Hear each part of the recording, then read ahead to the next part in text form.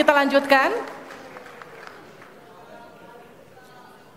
Selanjutnya kami persilakan calon wakil presiden nomor urut 3, Bapak Mahfud MD, untuk naik ke atas panggung dan menyampaikan visi, misi, dan program kerja.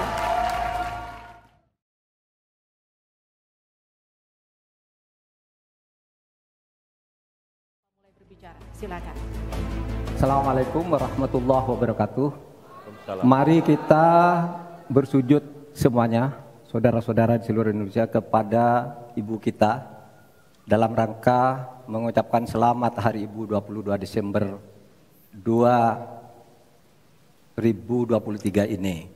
Dan sesudah ini kita lanjutkan pengabdian kita kepada Ibu Pertiwi.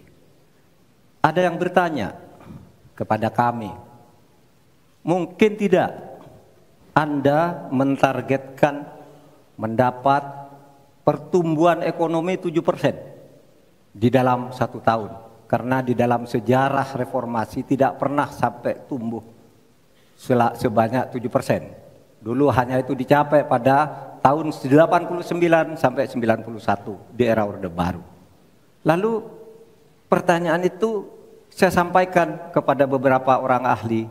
Lalu mereka mengatakan hanya karena kebodohan kita ini tidak bisa menaikkan pertumbuhan ekonomi menjadi 7% karena kita ini kaya raya dengan sumber daya alam dan sumber daya manusia yang hebat. Masalahnya apa? Masalahnya banyak korupsi dan inefisiensi di sektor-sektor pertumbuhan ekonomi, yaitu di sektor konsumsi, belanja pemerintah, ekspor impor, dan investasi.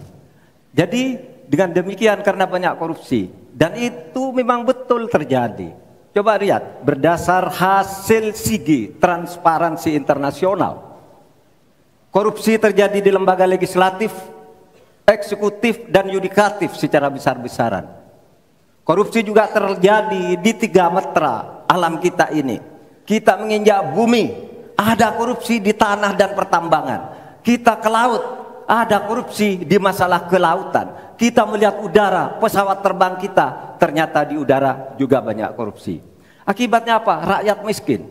Saya ketemu dengan seorang bernama Teddy dan Joni di Padang. Seorang atau 2 orang pegawai angkutan perusahaan truk menyatakan tidak pernah bisa mendapat subsidi minyak yang disediakan oleh negara karena tidak pernah sampai di korupsi. Saya juga ketemu dengan seorang Sri Wulan, anak kecil di Parongpong, Bandung Barat. Dia mengajak saya main layang-layang. Katanya, "Bapak, saya ingin terbang seperti layang-layang meraih cita, tapi saya tidak dapat." Kemudian saya ingat pulau saya, Madura. Di Madura itu kaya dengan gas alam, tetapi sampai sekarang tidak pernah dioptimalkan untuk dimanfaatkan.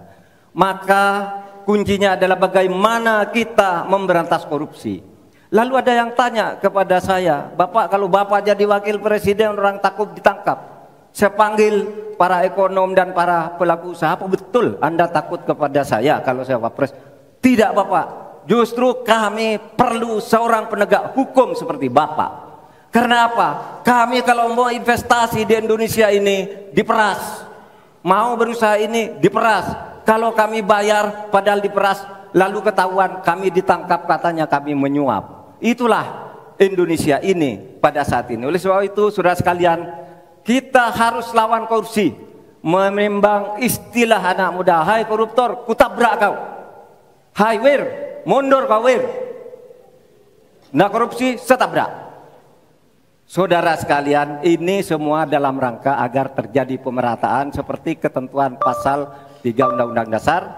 Di Al-Quran disebut kaila yakuna dolatan bainal yang. Jangan biarkan kekayaan itu hanya beredar di antara orang kaya. Waktu Bapak selesai. Habis. Baik, terima kasih Pak Mahfud. Silakan kembali, Pak. Baik. Oke, mohon tenang. Selanjutnya